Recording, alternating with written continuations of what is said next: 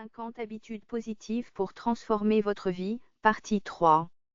Faire équipe. Pourquoi cela m'aiderait-il à devenir plus positif? Vous avez du mal à vous mettre en forme? Alors vous devriez absolument envisager de vous tourner vers la course à pied avec un ami.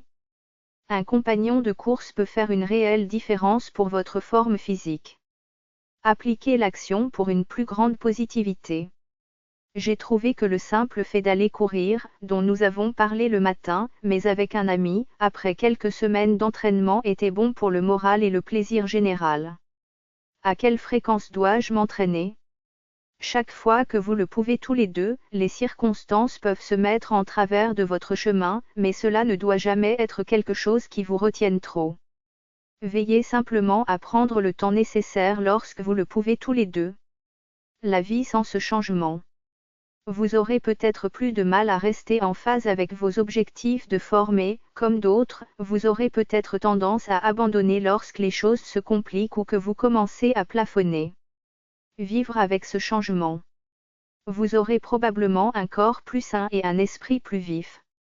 Il est plus facile de passer la journée et de faire de l'exercice quand on travaille avec un copain. Rendre l'exercice physique amusant. Pourquoi cela m'aidera-t-il à devenir plus positif? Mon principal défi en matière de fitness était de rendre l'exercice physique amusant. Le meilleur moyen que j'ai trouvé était de rejoindre une équipe sportive. En jouant au football, j'ai commencé à me réjouir de faire du sport. En appliquant l'action pour une meilleure positivité, je m'entraîne 3 soirs par semaine et je joue le dimanche. Quel que soit le type de sport ou de pratique que vous souhaitez pratiquer, quelque chose vous séduira. À quelle fréquence dois-je m'entraîner? La plupart des gens se sentent à l'aise pour s'entraîner 3 ou 4 soirs par semaine. Cela rend le régime général d'entraînement et de mise en forme plus positif, car vous avez une véritable raison de le faire. Vivre sans ce changement. Si vous êtes quelqu'un qui ne peut pas s'entraîner ou se mettre en forme sans raison, alors la vie sans cela sera assez difficile. Le fait d'avoir une raison comme le sport donne plus de sens à l'entraînement. Vivre avec ce changement. Vous vous sentirez plus en forme, vous serez beaucoup plus heureux et vous serez prêt à affronter le monde.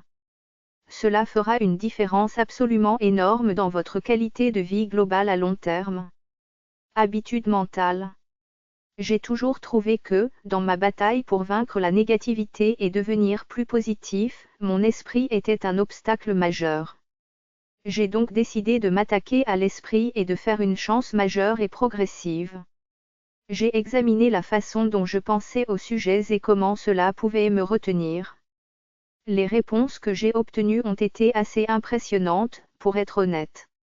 J'ai découvert que ma vie allait devenir beaucoup plus cohérente simplement en faisant les changements suivants. Chaque suggestion vous permettra de développer des habitudes mentales positives et proactives qui vous inculqueront une mentalité de gagnant. Regard sur la négativité. Pourquoi cela m'aidera-t-il à devenir plus positif? L'un des changements les plus puissants que vous pouvez faire, cependant, est de changer la façon dont vous voyez le monde qui vous entoure dans son ensemble. Comment regardez-vous la négativité? Appliquez l'action pour une plus grande positivité. J'ai commencé à prendre simplement du temps pour prendre conscience de mon côté négatif pendant la journée. J'ai remarqué que j'empruntais souvent la voie négative, tous les jours. À quelle fréquence dois-je m'entraîner? Tous les jours. J'ai découvert que le moyen le plus simple de changer mon état d'esprit était de m'en rendre compte. Si je savais à quel point j'étais négatif, je pourrais changer. La vie sans ce changement. Vous continuerez à laisser ces pensées négatives s'installer dans votre esprit. Si vous voulez éviter cela, il vous suffit d'envisager de prendre le temps de réfléchir. Vivre avec ce changement. La principale raison pour laquelle